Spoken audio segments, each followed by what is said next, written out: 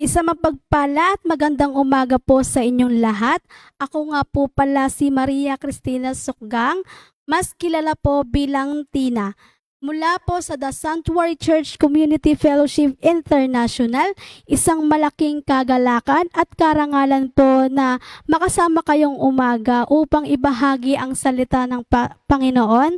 Dalangin ko po na buksan ng Diyos ang mga puso at isipan upang lalot natin maranasan ang kanyang pagmamahal, paggabay at kapangyarihan sa ating buhay. Ngunit bago po ang lahat, tayo po muna ay yumuko at manalangin. Panginoon, marami pong salamat sa umagang ito at i-bless mo, Panginoon, yung mga maririnig ng mga salita mo and patuloy na paggabay niyo po sa kanila. Ay lamang po, in Jesus' name we pray, Amen.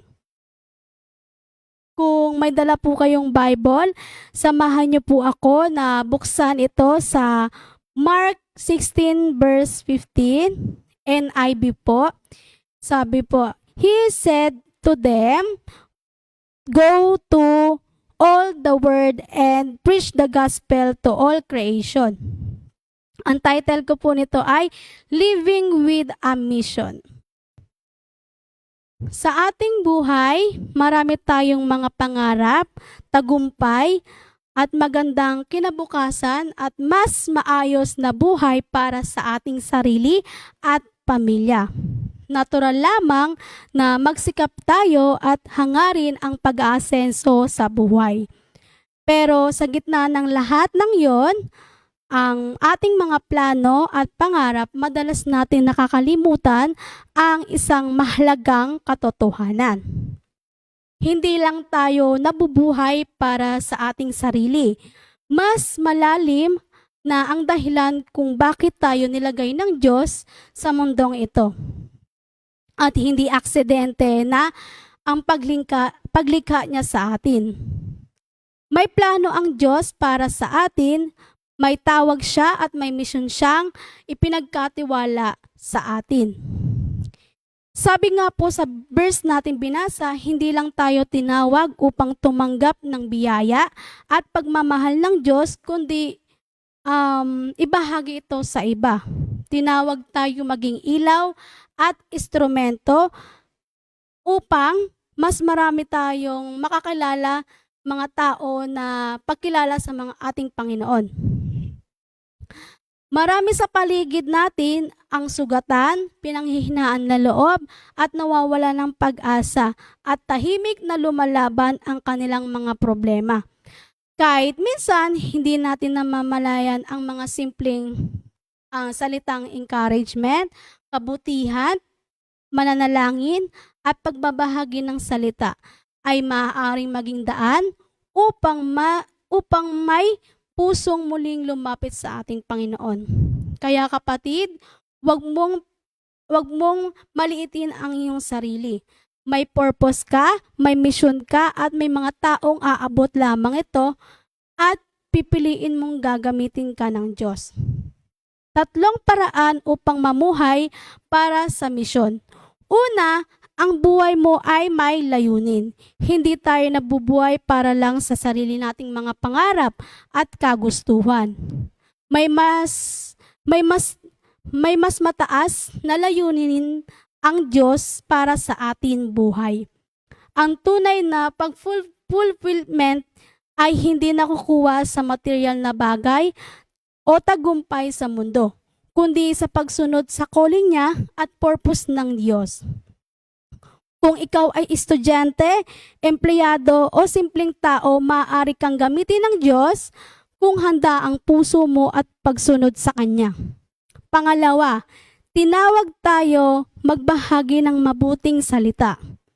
Ang faith natin hindi dapat tinatago, kundi dapat ito ay binabahagi. Ang mabuting balita tungkol sa ating Panginoon ay para sa lahat. Nais ng Diyos na malaman ng bawat tao ay may pag-asa, pagmamahal at kaligtasan nagmumula sa Kanya. Sa simpleng pag-share ng buhay mo at ang mga Bible verse at encourage ay maaaring maging daan upang may isang taong lalapit sa Diyos. Pangatlo, gagamitin ng Diyos ang handang puso. Hindi kailangan maging perpekto upang magamit ng Diyos. Ang kailangan lamang ay pusong handa at sumunod at maggamit sa Kanya. Ang Diyos ay nagbibigay ng lakas, tapang at kakayahan sa mga taong naglilingkod sa Kanya. Kikilos ang Diyos sa buhay mo at gagamitin ka niya sa paraang hindi mo inaasa. Kaya tandaan mo, hindi ka nilagay ng Diyos sa mundong ito nang walang dahilan. May purpose ang buhay mo, kapatid, at may misyon na kailangan mong tubarin para sa Kanya. Ang buhay may purpose, may puno ng direksyon at kahulugan. Hindi tayo nabubuhay para lang sa araw-araw na walang saysay, kundi maging ilaw at pag-asa sa iba. Habang patuloy tayong sumusunod sa Diyos, makikita natin na ginagamit niya ang bawat karanasan natin, mabuti man o masama, para sa ating layunin. Kaya kapatid, huwag kang matakot na tawagin ka ng Diyos. Huwag mong iisipin na hindi ka sapat dahil ang Diyos ay kumpleto at may kahulugan.